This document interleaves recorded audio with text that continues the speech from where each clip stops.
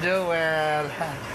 Ayan, katapos pa lang ng aming visitation. Church visitation para sa Holy Thursday. Ayan.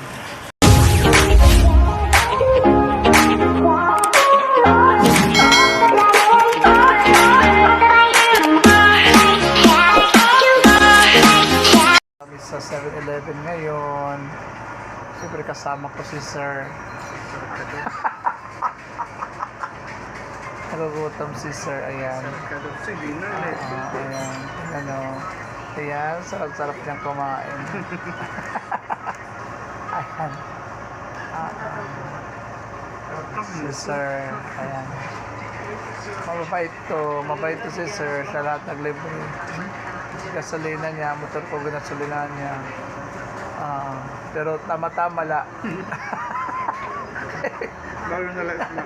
Kaya nagkasolina, doon pa kabar kanina paglakat namon. Yan, doon lagap kabar. Mga improvement. Na-improve.